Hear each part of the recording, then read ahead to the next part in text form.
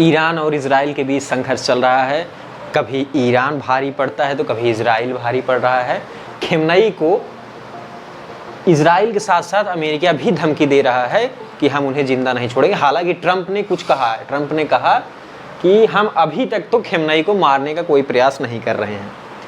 मामला क्या है इसको समझ लेते हैं। देखिए, ईरान और इजराइल की जो युद्ध है, जो संघर्ष है, वो बहुत सालों से चल रहा है। जब से इजराइल की उत्पत्ति हुई है तभी से संघर्ष स्टार्ट हो गया।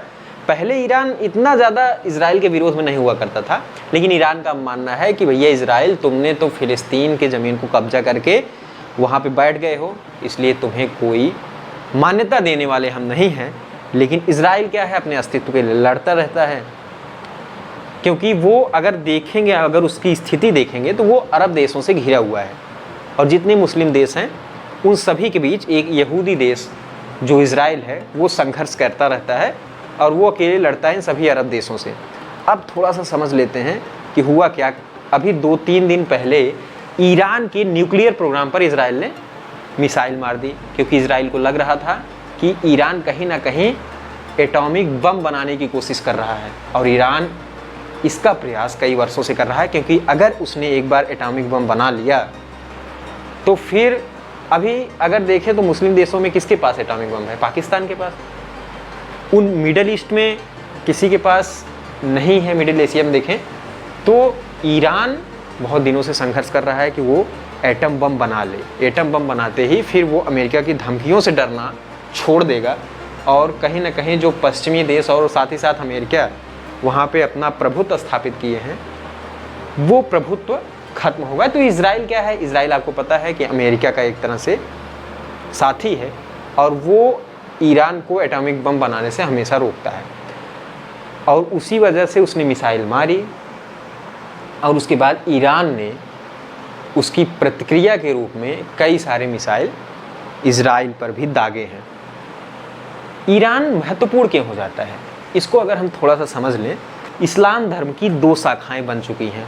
एक शाखा है जिसमें लोग ये मानते हैं कि जो पैगंबर मोहम्मद साहब हैं उनके घर से ही कोई उनका उत्तराधिकारी होगा। वो जो शाखा है वो शिया शाखा है और साथ ही साथ पैगंबर मोहम्मद साहब का कोई भी उत्तराधिकारी बन सकता है। जो ये मानते हैं वो सुन्नी मुसलमान कहलाते हैं और पूरे विश्व में सुन्नी मुसलमानों की संख्या लगभग 87% है और शिया मुसलमानों की संख्या मात्र 13% है। और जो शिया मुसलमान हैं उनका जो प्रतिनिधित्व करता है, उनकी जो अधिकता वाला देश है वो है ईरान और उसका प्रतिनिधित्व कर रहे हैं खेमनई। यानी खेमनई केवल एक व्यक्ति नहीं। अगर अमेरिका या इजराइल ये चाहे कि खेमनई को मार के हम ईरान पर अपना शासन कर सकते हैं या ईरान में कोई अपना व्यक्ति बैठा सकते हैं, तो ऐसा मुश्किल होगा, क्योंकि खेमनई की विचारधारा ईरान में पूरी तरह से है। जो शिया शाखा की विचारधारा है वो ईरान में स्थापित है। इसलिए अगर खेमनई को मार भी देते हैं तो कोई नया खेमनई बनकर आ जाएगा और वो चीज़ें चलती रहेंगी। ईरान ने क्या किया? ईरान ने इजराइल को रिटेलिएट किया और कई सारी मिसाइलें दागी और जो इजराइल के एक अस्पताल पर भी यानी हॉस्पिटल पे जाके गिरा। देखिए, इजराइल के पास एक एयर डिफेंस सिस्टम आयरन डोम आपको पता है, लेकिन दोस्तों ईरान ने कुछ इस बार चालाकी की। उसने क्या किया? मिसाइल्स के साथ कुछ जो ड्रोन्स होते हैं उसको भेजा, सस्ते ड्रोन्स।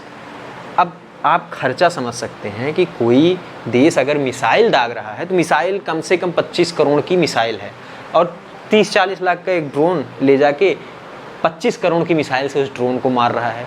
तो इस तरह से इजराइल को काफ़ी नुकसान भी हो रहा है। ऐसा ईरान का एक तरह से रणनीति है और साथ ही साथ इसमें आयरन डोम जो है वो कंफ्यूज भी हो रहा है। तो कई सारी मिसाइलें जाकर गिर रही हैं। ये ईरान की एक रणनीतिक सोच है और उसने कोशिश की है कि इस बार इजराइल को कुछ नुकसान पहुंचाया जाए। और युद्ध लगातार चल रहे हैं, जैसे कोई खबर आ रही मैं आपको सूचित ज़रूर कर रहा हूं। और जो ऑनलाइन साथी हैं वो चैनल सब्सक्राइब ज़रूर कर लीजिए आप, ताकि जो भी सूचना हो आसानी से आपको प्राप्त हो सके। तो इजराइल और ईरान का जो संघर्ष इस समय चल रहा है